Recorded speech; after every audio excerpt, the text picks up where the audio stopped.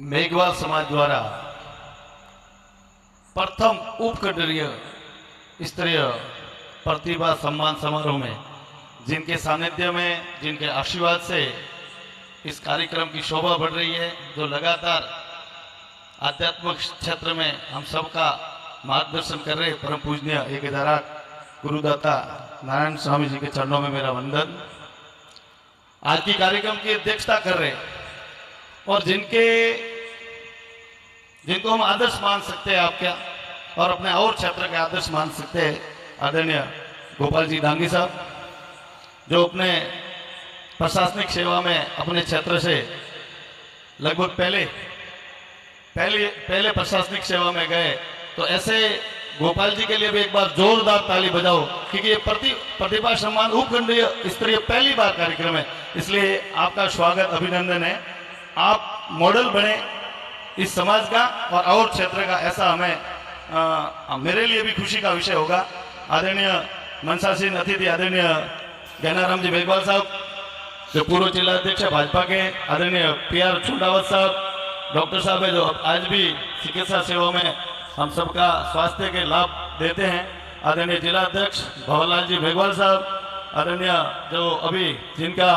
उद्बोधन अभी सुना, जो मेरे मित्र भी है भरत जी, जो भी प्रोफेसर भी है, आदरणीय भरत जी, SC मोर्चा के जिला अध्यक्ष भाजपा के विश्रीमल जी। मैं ये आपको निवेदन करना चाहूँगा कि कुछ बातें ऐसी होती है जो जीवन में एक बार सुनने के बाद में जीवन भर काम आती है, लेकिन वो याद हम सिर्फ इस सदन तक ही न रख के पूरे जीवन में उतार कर, अपने जीवन में उतार दे के भाई नहीं, मुझे इस लाइन को लेकर पूरे जीवन में काम करना। तो मैं राहुल जी के लिए भी एक बार जोरदार ताली बजाने के कहूँगा, जिन्होंने शानदार मोटिवेशनल भाषण दिया और समाज के लिए एक बहुत अच्छी बात करी। और निःशुल्क कोचिंग न केवल मेघवाल समाज के लिए, सभी वर्गों के लिए निःशुल्क रखते हैं, लेकिन मेघवाल समाज के लिए मैं आप सभी से निवेदन करूंगा, आप ज्यादा से ज्यादा संख्या में, जैसे कि 273 बच्चों का ये निःशुल्क में जालोर जिले के बच्चों का कोचिंग करवाते हैं। मैं धन्यवाद दूंगा कि मेरे बच्चों के लिए आप काम कर रहे हैं। आदरणीय शिक्षा क्षेत्र में मोहन जी, जो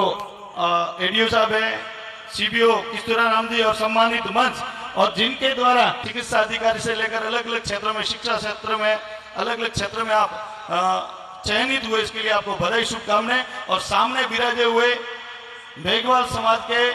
पिता तुल्य बुजुर्ग माताओं और विशेषकर जिनके लिए कार्यक्रम रखा है, सभी युवा साथियों, आज ये कार्यक्रम प्रतिभा सम्मान समारोह है।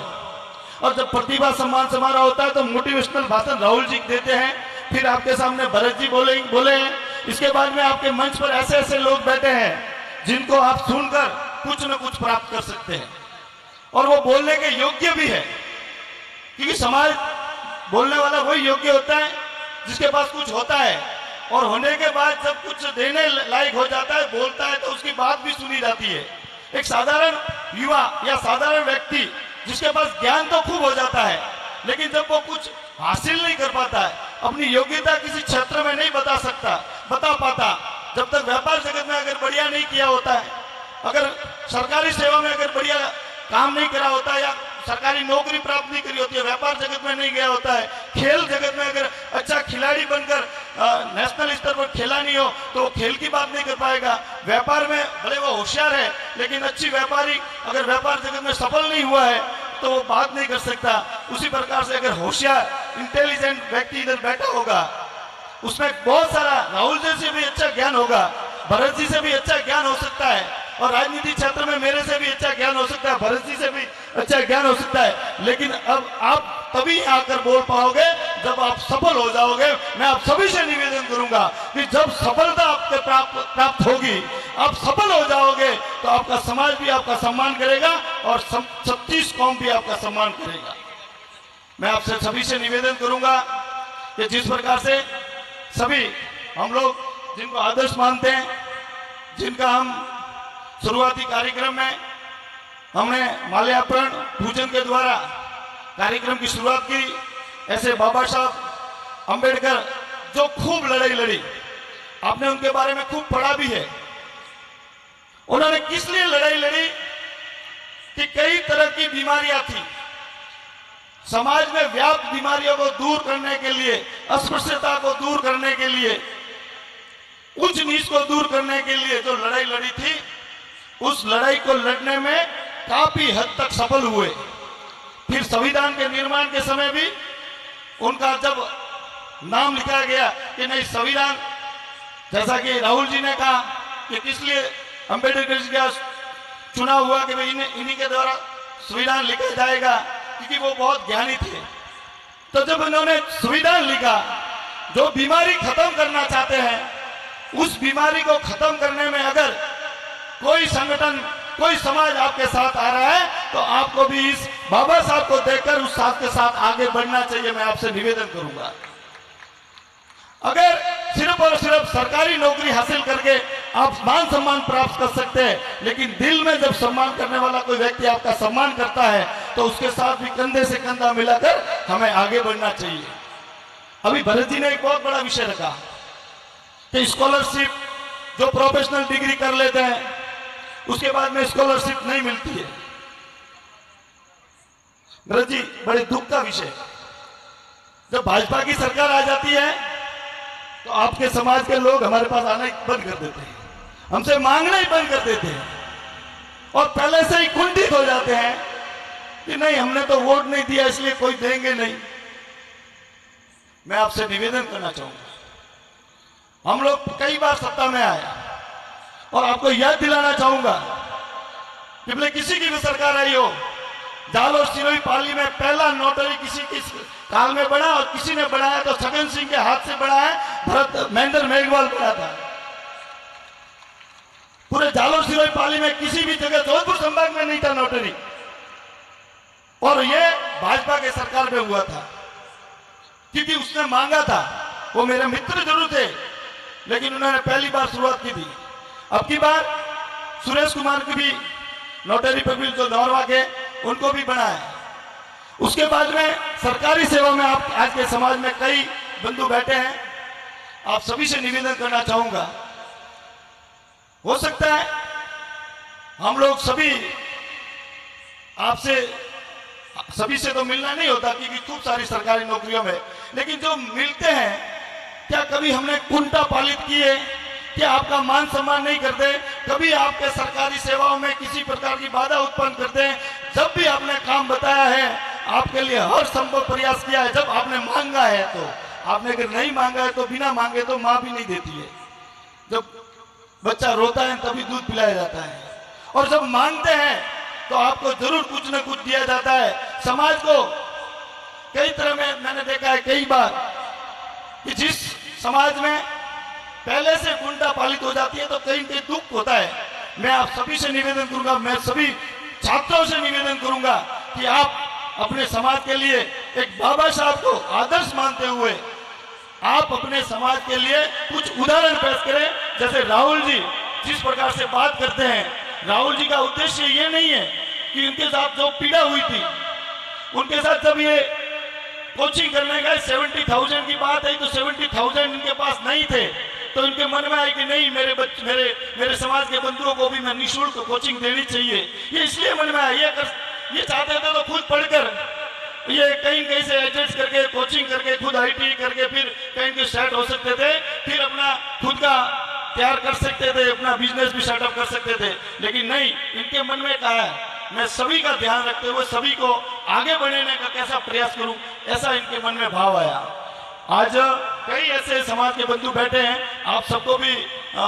सभी को सुनना है। मैं भी अंतिम में बोलता, लेकिन मुझे पता है कि धीरे धीरे समाज के सभी बंधु इधर उधर जाएंगे तो फिर कार्यक्रम की शोभा भी कहीं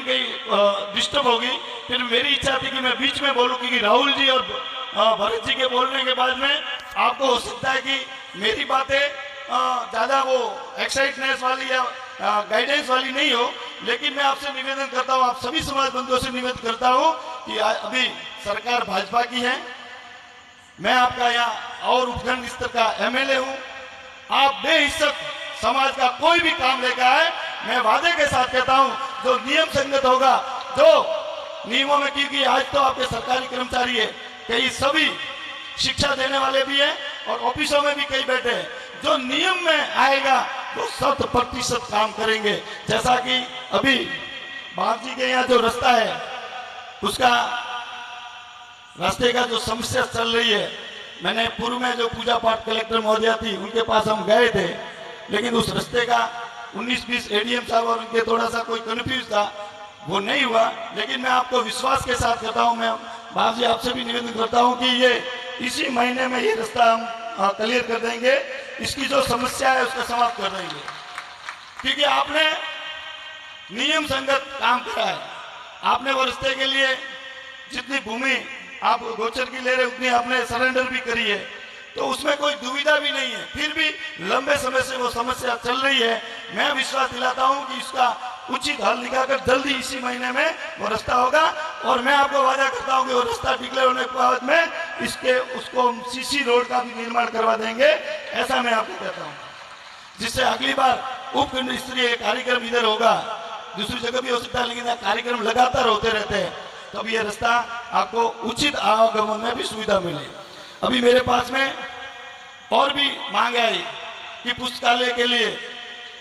मैं यहां से घोषणा करता हूं कि यहां अगर नियम संगत में इधर महाराज जी को प्रॉब्लम नहीं हो, महाराज जी की आज्ञा हो, आदेश हो कि भाई यहां पर अगर पुस्तकालय देने में और यहां पर भवन बनाने में कोई प्रॉब्लम नहीं है, तो मैं 20 लाख रुपए का एमएलए फंड की घोषणा करता हूं। और मैं आपको विश्वास दिलाता हूं कि जो भी सरकारी कर्मचारी है, उनके हितों की रक्षा करते हुए आप भी अपनी समस्या लगातार हमसे लाते रहे। समस्या का समाधान 100% पूरा नहीं हो सकता, लेकिन आप समस्या बताओगे तो हमें नॉलेज में आएगा, ज्ञान में आएगा, और जब नॉलेज में आएगा तो समस्या का समाधान होगा होगा होगा, इसमें कोई दो राय नहीं। आप सभी से निवेदन है, समाज के पूरे उपखंड स्तर के सभी समाज के प्रबुद्धजन बैठे हैं, पिता तुल्य बुजुर्ग बैठे हैं, कि जब भी आपको लगे कि गांव में मुझे ये आवश्यकता है, अलग अलग क्षेत्र में आवश्यकता है, मेरे नौकरियों में ये समस्या आ रही है, तो मुझे जरूर बताएं, उसका भी समाधान करूंगा। मैं विशेषकर आज मुझे बड़ी खुशी हुई, मैं भी सुंडावत साहब से बात कर रहा था कि अब मैं जब भी गाँव में जाता हूँ तो गांव में 2-3 समस्या रहती है हर गांव में। एक तो एएनएम नहीं है, एक शिक्षक नहीं है, एक ये 2 मुख्य स्कूलों में टीचर नहीं होते, और दूसरे एएनएम या डॉक्टर नहीं होते। तो मैं कहता रहता हूं कि अब आप अपने बच्चों को पढ़ाएं, अगर हमारे बच्चे पढ़ेंगे तो नौकरी भी यही करेंगे, सेवा भी यही करेंगे, और दूसरे बच्चे जो सरकारी नौकरी में होते हैं वो यहाँ ज्वाइनिंग तो यहाँ जरूर करते हैं पहली 2 साल तक, फिर जब ट्रांसफर खुलते हैं तो सीधे ट्रांसफर करवा कर अपने क्षेत्र में चले जाते हैं, और फिर हमारे यहाँ तो वो की वो समस्या, और में सबसे पहले तो पोस्टिंग भरी जाती है, और फिर जब ट्रांसफर खुलती है तो सबसे पहले यहाँ के प्रिंसिपल की पोस्ट खाली होती है, अध्यापकों की पोस्ट खाली होती है, एएनएम सेंटर खाली हो जाते हैं, डॉक्टर खाली हो जाते हैं। इसलिए मैं आप सभी से निवेदन करूंगा कि अपने बच्चों को पढ़ाई भी खूब, और अलग अलग क्षेत्र में जिस क्षेत्र में बच्चा जाना चाहे उसके लिए आप कोचिंग भी करवाएं, व्यापार जगत में जाना चाहे उनको व्यापार में जाए। और मैं सभी नए चयनित सभी बच्चों को बधाई देते हुए मैं अपनी वाणी को विराम दूंगा कि आज के इस सफल आयोजन के लिए आयोजक कमेटी को मैं धन्यवाद देना चाहूंगा, जिन्होंने बहुत ही सुंदर अपने जो आपके मन में जो कल्पना थी, और कल्पना को अपने शुरुआती ढंग से आज आपको जो लगेगा, आपके हो सकता है कि कुछ आपके मन में कमियां लगे, लेकिन इसमें कोई कमी नहीं रही है। आज आपने जो सुंदर कार्यक्रम रखा है, इसके लिए बधाई। मैं आप सभी से खाली एक इतना सा निवेदन करूंगा कि जिस प्रकार से आज हमारे गोपाल जी आए, अपने राजस्थान में बहुत से मेघवाल समाज के आईएएस है, उनको भी निमंत्रित दे। अपने मेघवाल समाज के मंत्री है, सरकारी मंत्री है, सरकार में मंत्री है, अर्जुन जी मेघवाल भिनमाल में बुलाए थे, मंजू बागमार से बुलाए थे, उनको भी बुलाए। सरकार का भी सानिध्य मिलेगा और प्रशासनिक अधिकारियों का भी सानिध्य मिलेगा, और इस कार्यक्रम में 4 चांद लगेंगे, ऐसा मैं आपको विश्वास दिलाता हूँ। पुनः आप सभी आयोजक कमेटी को बधाई, शुभकामनाएं। जय हिंद, भारत माता की जय। बहुत बहुत धन्यवाद लोक लाडले विधायक महोदय श्रीमान छगन सिंह जी राजपुरोहित साहब, सरल स्वभाव के धनी और समाज की समरसता और एकता को बनाए रखने का संदेश देते हुए कहते हैं कि हर किसी का आप जैसा अंदाज नहीं होता, आज नहीं होता, और आपने ये साबित कर दिया विधायक साहब कि जुगनू कभी रोशनी का मोहताज नहीं होता। बहुत बहुत धन्यवाद, एक बार जोरदार तालियों से अभिनंदन करें। और